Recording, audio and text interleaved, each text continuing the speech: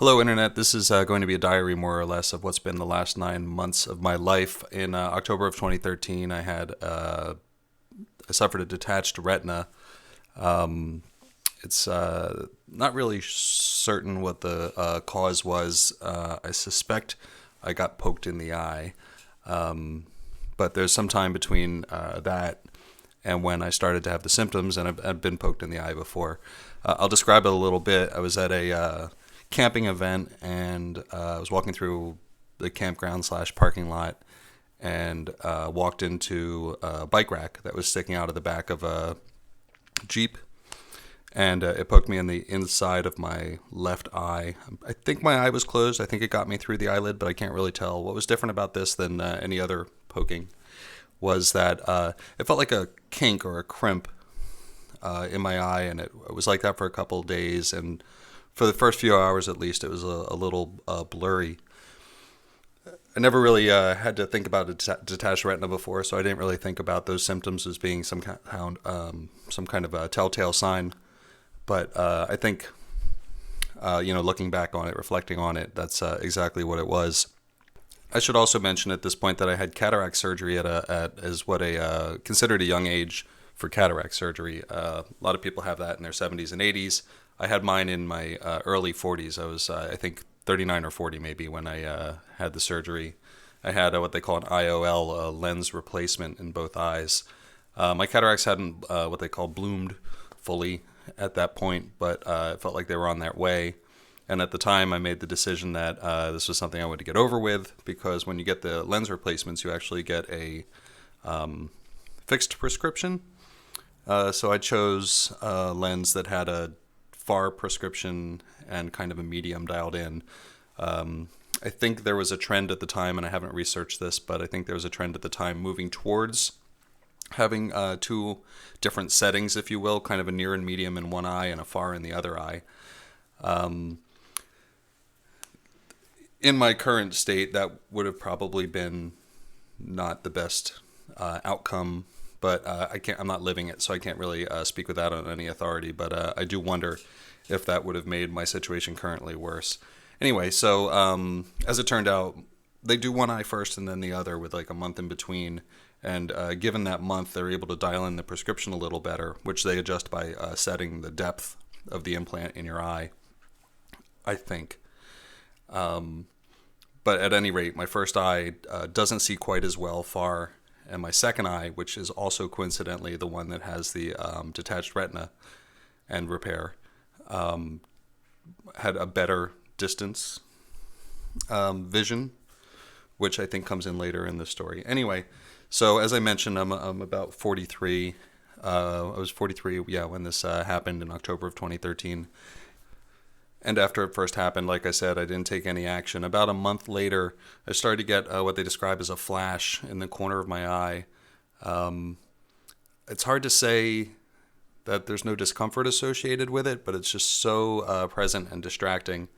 And in this case, since my injury was sort of just north of the center line on the inside of my left eye, the flash was appearing sort of in the outside of my left vision. And it looks... It looks like a spark for me. It was kind of a contained flash. I went to see an eye doctor the next day. My regular doctor was out of town. I was referred to another eye doctor who I can't really characterize his practice. It looked like he sold a lot of glasses to old people. When I was there, I gave him my symptoms, and before I even saw the doctor, they put a laptop on my lap with a video describing what it is like to have your vitreous, which is the fluid inside your eye, tug on your retina as your vitreous is kind of shrinking. And basically the idea is that the retina is like wallpaper stuck to the back of your eye. The vitreous is this bag of fluid that until this point has been fully expanded in your eye, and as it's shrinking a little bit with age, or by the way, it's a possible side effect of cataract surgery. I don't know the statistics. I've heard of several numbers. I don't want to misquote any of them here, but it's a possible side effect of cataract surgery. So as the vitreous shrinks away, since it's been in contact with your retina all that time, it seems to tug, as it was described to me, on the retina. And if as it's tugging it tears the retina, fluid will get in behind there, and that'll cause more of the retina to sort of push away from your eye. So I was shown that video with the flashing and that description I just gave you. And by the way, I am totally not a doctor. I'm just a guy with a detached retina. And then the doctor came in and we talked about it for just a minute, and he said, let's keep an eye on it for a week. And I didn't want to be a nervous Nelly, so we kept an eye on it for a week. Over the course of that week, basically towards the end of that week, the symptoms got much worse, a lot of blurriness in the outside of the vision. And it was a Sunday night when I finally decided that this was important enough to have somebody else take a look at, and it wasn't going to go away. So I called my eye doctor again, still out of town. Different person was on call. He was super generous and met me at his downtown offices on, I think it was 8 o'clock on a Sunday night. Basically treated the whole thing like an emergency. He looked at it, gave me the update, and said that he was going to call a retina specialist right then, and that I should go to their office. And they met me at 10 o'clock on a Sunday night in the center of town. And looked at it and basically said that I have several options. One of them was that I could have a procedure that very night that she would perform. And that procedure, which I did end up having, but that night, was called a chryo something. And basically what they do is they put a very cold metal plate between your eyeball and your skull. And the cold from that plate creates a cold burn in your eye that transfers through your eyeball to the inside of your eyeball where the retina is. That makes a scar of some sort. And then they put an air bubble inside your eyeball, and you have to lay in one position so that the air bubble raises to the top, presses against your retina, also keeps it dry, which I don't know if that's in play for this particular procedure, but it's relevant for other procedures. And you have to stay in one position for a week, and as that scar that was created from the cold heals, the retina ideally attaches to that, and you're done. So that was sort of the least invasive of the options, and I had the option to do it that night and chose not to. First of all, it was 10 o'clock on a Sunday night. Second of all, it was the first time I'd ever heard of it. And third of all, I really didn't know who this person was who was about to stick a cold metal plate in my eyeball. And even though time is definitely of the essence of these things, I thought it was best to at least sleep on it. So I ended up going back the next morning, effectively getting a second opinion from somebody else in the same practice, and having that procedure done. The procedure itself is uncomfortable. It's not as uncomfortable as other stuff they've done, and it's over in a few minutes. There isn't any real anesthesia to speak of. There's some kind of cream they put on your eye, which may do something, but believe me, it's uncomfortable having stuck between your eyeball and your skull. The good news is you can't really see it because your eye is being so traumatized at the time, at least I couldn't see it, that you didn't have to watch. And the whole thing was such a blur, pardon the unfortunate pun, that I didn't have any real experience of it other than this doctor climbing around on me. At the end of it, they inject an air bubble into your eye. It's not really air, it's a combination of gases that expands over the next day. In my case, it was half a bubble, which means that you can, as it starts to dissolve into your body, you can actually see over the bubble, which is useful. But since I had a full bubble later on, I can't say it changed my quality of life that much. And I do wonder if I had had the option of it. Again, I am not a doctor, but if I do wonder if I had had the option of a full bubble with that first treatment, if it wouldn't have failed, which is what happened. So anyway, they stick a needle in your eye and they inject this gas into there, and that is by no way the worst part of the experience. The whole needle in the eye thing is something we're kind of trained to be afraid of, with good reason. But, there are a lot worse parts of this. One of them is as you go home from this thing, I don't remember having a patch. I remember really being glad I brought sunglasses. You're looking out of one eye at that point. You're effectively blind in that other eye. First of all the trauma. Second of all, there's this bubble in it. And the way the bubble works is it floats to the top of your eyeball, and you can kind of see what manifests as over it because everything inside your eyeball is upside down. But not really. Plus, you've just been punched in the eye for 20 minutes by some dude with a freezing cold metal plate. So it's not about seeing out of that eye. For me, the prescription, and I think this is the common care, the standard for what it's worth, is to go home and lay in one position for a week, which for me was kind of on my side. Again, with the idea that you're putting the bubble on the spot that had the trauma that you're trying to heal, and the bubble is forcing the moisture out from behind the eye and also holding the retina up against the area it's supposed to attach to. That first day was very rough. It is hard to overstate how rough it was. I had a friend who was with me, and I bled into the fluid in my eye at some point, and I actually got the rare pleasure of being able to watch that. So the fluid was clear when I went home, and it was red until it disappeared a couple months later, because I bled into my eye, which you can totally see, and it is not nice.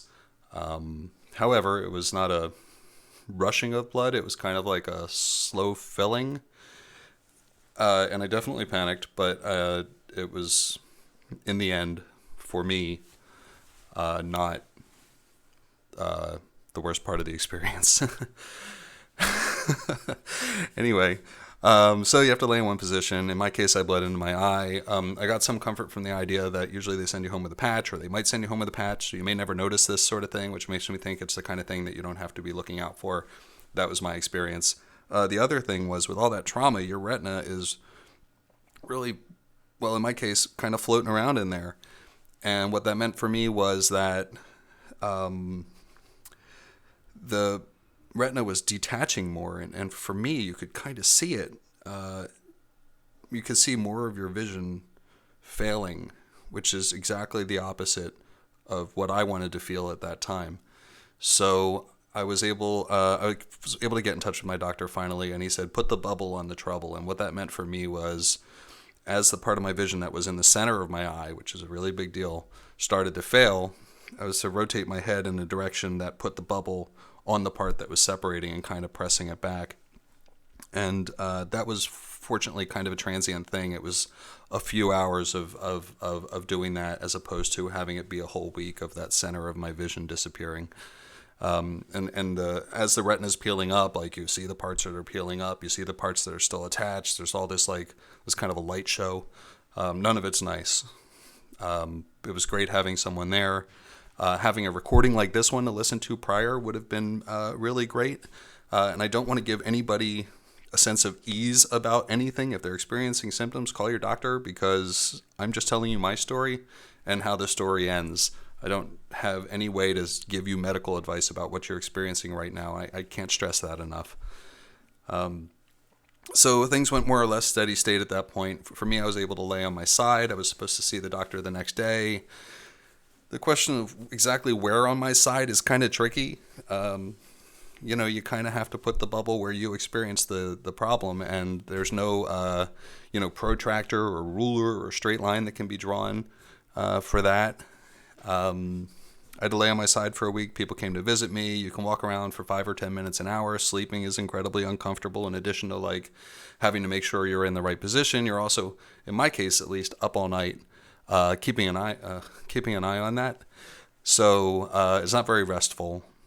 You're allowed to do stuff I was allowed to do stuff like watch TV or read a book, although that was particularly low on my list. I found other ways to keep busy. After a week, basically, you're up and at 'em. The bubble is still there, and like I say, it floats to the top, but when you see you're kind of looking over the top of it, it's incredibly distracting, and it dissolves into your body over the course of the next, in my case, it was about a month, when it was almost irrelevant. It was just some stuff floating around. What was kind of cool about the bubble is it acts as a magnifying glass, or it did for me. As the bubbles started to shrink, you could position your head in such a way that you could see the bubble in the center of your vision, and it acts as a magnifying glass, which was, novel, but in no way made up for the rest of the experience. I'm a pretty active person. I returned to my pretty active lifestyle. I probably took a couple chances with my vision in the one eye, meaning driving, bicycling, walking fast through crowds, what have you.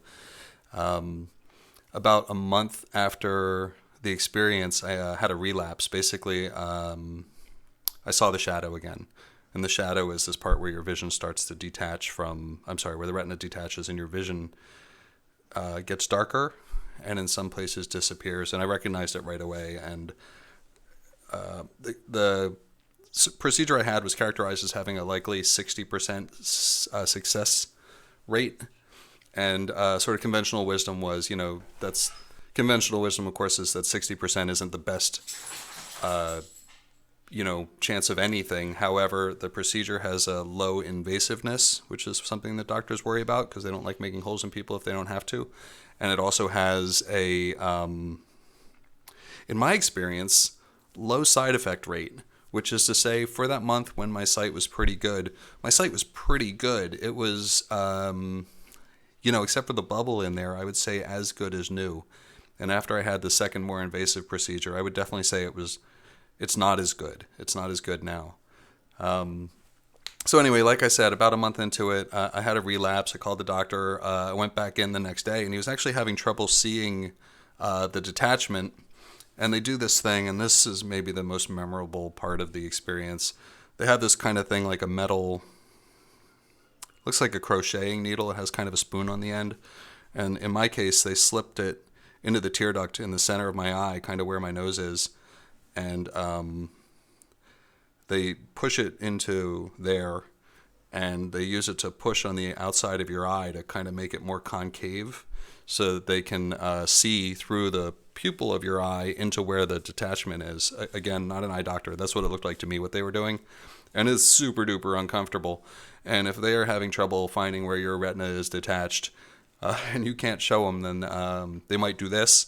And it was one of the most memorable, unpleasant parts of the experience, particularly since it ended in them not being able to see what I was reporting. So I was advised to go to work, and I spent another 6 hours at the office, basically trying to make my retina worse so that they would see it, because this was a Thursday, the next day is a Friday. If they can finally see it on Friday, they actually can't operate till Monday, because that's, how it works. So I was pretty motivated to have my retina detach more through the course of the workday there. I went back at the end of the day. He says he saw the detachment. I'm not completely convinced that he did, but we scheduled a surgery for the next day. I was there at the clinic until about 7 o'clock at night, getting instructions and prepping, and I had a friend with me. And this time they do what they call a full bubble, which means it takes a longer time to go away. And in my case, it also means that they don't, that you lie on your face. More on that later. Lying on your face is definitely one of the lowlights of the experience, that and going blind. So you, there are options to rent like what basically look like massage tables and massage chairs that are for this surgery. The procedure I was about to have was what I call the second of three possible options. The first being that cold thing they did. The second is they actually remove all the vitreous from my eye, and they put a laser inside there, and they use the laser to spot weld the bits that are detaching. They spot weld those basically back up so they can't come down, and so that fluid can't get behind there. And the other thing they do is they spot weld around they spot weld around the front of your retina to keep sort of the front edges from detaching, and that's more or less out of your line of sight. Although I can tell you that with careful measurement, I can tell you I have less peripheral vision as a result of those than I do in my other eye. So my understanding is that's a preventive measure. The third procedure, which I haven't had and hopefully never do, is in addition to all this other stuff. Oh, and they put a full bubble in there. So laser, full vitrectomy, they take the vitreous out, and then full bubble. The third sort of order of magnitude for the procedure is they actually put a rubber band around your eye. It's called a scleral band, I think. They put a rubber band around your eye, and they kind of use that to squeeze your eye so that it's physically smaller and squeezing in on the bits of the retina that are detached. And I haven't had that procedure yet, although, as with all things, your likelihood of a successful operation goes up with more of this stuff. However, I guess now's a good time to talk about side effects. The side effects of the second procedure that I had, as they were stated to me, I asked what the side effects or possible downsides were, and I'm more or less quoting here. What I heard was massive hemorrhaging, loss of the eye, which is not a great thing to have going around in your head as you're trying to get to sleep before a procedure. Although I suppose it's good that they're honest. On the topic of honesty, there are other side effects, or there are for me. My vision is not as good. There's definitely a blind spot, and my pupil is dilated and has been dilated for the entire time. This is 9 months after October. I had the first procedure in November, the next procedure end of December, and here it is, June, July, somewhere in there. June, middle of June. So my pupil's been dilated. At first, they said it was because they used a different drug, eye drops, which had a longer tail, a longer sort of residual effect. And then they said it might be because of the trauma, and it's actually quite common. And in fact, they say my eye isn't as dilated as it can be. What that means is that I'm sensitive to light. I wear a lot more sunglasses. And the colors are washed out in that eye. And for some reason, I can see better at night at a distance, which is like, one of maybe the 10 different types of sight you have, or I have. So I don't know how super important that is, but it happens to be the case. So, and there's also a blind spot, because the side effect of like shooting at a laser in your eyeball and welding a bunch of stuff together is that stuff dies. So I'll probably get back to the side effects again later. But so I went into the next procedure. It's in a hospital. A friend dropped me off. It's a full hospital. You get naked, you put on a gown, they put on a thing over your hair, they wheel you into a room, and you sit there, and it's a bit like a factory. There's like 20 people sitting around waiting for eye surgery. Doctors come over and talk to you. There's an anesthesiologist. The anesthesia I got was similar to the anesthesia I had when I had my cataracts removed, which was, they say they don't put you fully out, but for me it felt like a pretty fully out. Similar to my cataract surgeries, I actually became more conscious or aware during the middle of it, and they just put me back out again. And I remember that, and I remember the procedure happening at that point. And what's going on for me is eventually they wheel you into a room. It's a real live operating room with those big lights and a bunch of people standing around in a circle as they kind of push you into the middle of those people, and you're looking up at them. And I can't really say there's a whole lot of bedside manner, at least in my case. In fact, the whole sort of signature of my experience with the retina clinic is that there isn't a whole lot of bedside manner. I think when the last words you leave somebody with is massive hemorrhaging and loss of the eye, that's maybe all you need to know. So anyway, the procedure is pretty quick. It's 20 minutes or a half hour. Like I mentioned, I woke up in the middle of it. There's like a drape over, the part of my face I can see out of. So you're looking at the blue inside of that piece of fabric or paper. I think there was probably a breather. You wake up after in the recovery room, which in my case was the same room I went to. It was the recovery room. And you're there for like an hour, and then they wheel you back to the regular kind of hotel room like they have in hospitals until somebody comes to get you. Somebody came to got me, and the prescription this time was, instead of laying on my side, I had to lay on my face. And fortunately, a friend had brought a massage table over, so I laid on that for a week. And you can kind of look through the hole and set up a table, and I had a lot of company and people feeding me. And you can shower 5 or 10 minutes an hour, that kind of thing. And you're there for a week again. And I would say on the hierarchy of bad parts of the experience, that lying in one position, particularly that position for a week, sleep is terrible, and your muscles really atrophy. So for me, after a week, the first thing I did was get in the tub, and I actually pulled 2 muscles I didn't know I had. I think I pulled a tricep getting into the tub, and I pulled one of my quadriceps, I think the VMO, in the tub, just as a result of being immobile for a week. So I would suggest keeping an eye on that. I think you can also probably get a massage while you're, in that state. And if you can afford the rentals for the like special bed to lay in, and which apparently can detach and become part of your sleeping bed as well. I would recommend that. I think that's probably a good move. I was a little skeptical and kind of felt like I was being sold something at the time. The chair thing, I didn't get as much value out of. They'll also apparently rent you a mirror so you can look down and walk around with it. I didn't have anything to do with that, but I took that as a hint that you could do stuff like read and watch TV since they didn't seem to worry about you moving around. So that was the second week. I went in to see my doctor on the sixth day, and he was pretty happy with his work. And also, so I kind of got the vibe that I was off the hook, and I went back and assumed the position, but I didn't stay all the way till exactly 7 days to the hour. I just got up on the seventh day and called it a day. I mentioned that there are long-term effects. For me, the long-term effect is that I have a blind spot.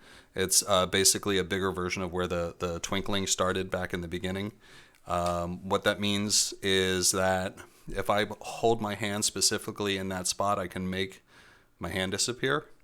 But for day-to-day purposes, that spot becomes kind of an average of the colors and light of the thing above it and below it. If someone's walking next to me, it can be a little frustrating because their head will disappear, that kind of thing. And stuff really does come out of left field a little bit on that side because unlike the peripheral vision I have in my other eye, where you can kind of almost see behind you out of the corner of your eye as you're looking forward, my peripheral vision on my left side is greatly eclipsed. What that means is there is a whole bunch of stuff that you just see after. Everybody asks me if I can drive. I can drive. I've never been told you shouldn't. I know people with one eye who drive, and I am definitely aware of my handicap and definitely aware that I need to turn my head, which is kind of the upshot. You really need to turn your head or turn your eye. Every morning I wake up and I wonder if I'm going to have a relapse. Every morning I kind of measure where the blind spot is and see if it's changed or evolved. The way the light comes in my room meant that it kind of highlighted the blindness, and I've kind of moved my bed and moved the way that the curtains work so it doesn't remind me of the injury all the time, because it's definitely a bummer. When I was in recovery, a friend actually had another fellow who had a similar treatment at a similar age contact me, and that was very comforting. He had actually had the same doctor, so we were able to complain about his bedside manner together. So he was able to describe the process and his experiences with it, and that was super useful. It never occurred to me that a support group of this sort of thing would be that useful. And after a while, it doesn't go away, but you stop thinking about it every day. So I'm not sure that I don't know. A support group would probably be a good idea. Anyway, one of the upsides is when they remove your vitreous, it's like in my case a 43-year-old bag of fluid that's been collecting dirt and debris for some time. So your vision's actually a little bit, well, I don't know what the real effect is, but it's a little bit unencumbered by the presence of a vitreous in that eye. I already mentioned how much more light I get in my eye. That includes, by the way, when my eye is closed. When my eye is closed, I have sort of a shimmer or like an electrical light in that particular area. And of course, since your eye's closed, it's dark. The light becomes more present. And it's a little distracting, but you get used to it. Also, I get the impression that you get more light through your eyelids, or I do, in that eye. So even when I close my eyes, sort of the outside ambient light is brighter. I still get flashes or the equivalent out of my that eye in that spot. They are less frequent than they were, which might be that I just notice them less, or it might be that they're actually genuinely less frequent. I'm told that I will not heal in that area. That blind spot is more or less forever. The flashes might decrease. My pupil being dilated might decrease. It might not. One thing that I forgot to mention, and I'm actually recording this after and editing it back into this diary, is that there's still pain and fatigue. It's definitely become less, but basically, I get tired or my eye gets tired and I'm just kind of done at some point. So, I keep an earlier bedtime for the most part. I'm not really pushing it. I don't make plans to stay out late. And I still get some soreness. It's less and less over time, but I definitely still get some soreness in. It's hard to describe, but sort of I feel it in the bone around my eye, sort of along my nose and up into my eyebrow. I just wanted to make sure I mentioned that as well here. In general, I would say my vision is functional. I can see my phone, I can see the TV, I can drive, as I said. I see a little better at night. The colors are washed out and more vague in that eye, which is probably a result of the pupil being dilated. After all this, I went and saw what was my original cataract surgeon just for peace of mind. The folks at the retina clinic do a lot of what I think they refer to as evidence-based medicine. So if you ask them a question, you get a statistic, which is, honest, but not what you're paying for. So I went to see my other doctor, something for a second opinion and also for some peace of mind. I was going away on a trip, and I wanted to know if I should be preparing for a relapse or having anxiety about this, or if I should be keeping the number of the local retina place while I'm on my trip, or if I should just kind of go about my life and get used to the new vision. And basically, what he said was the latter, that my statistical likelihood of a relapse is similar to what it was before I had the thing. So basically, I would just be having a new detached retina. I definitely live my life differently. I feel kind of cowed and slowed down. There are certain things that require vision that you just don't take on. There's also, I don't want to get poked in the eye again. So I wear sunglasses. I'm super careful. I've always got basically a pair of sunglasses on my forehead, and if someone's opening a champagne bottle or something like that, I put them on, and I'm completely unabashed about doing that because I know what I've been through, and I know I don't want to go through it again. And I don't really care what it looks like from the outside. So that's about, I think, the whole thing on this recording. If you have any questions, I guess leave them in the comments, and I'll try to be responsive. I don't really make a living, a hobby, or a career out of posting diaries on YouTube, but I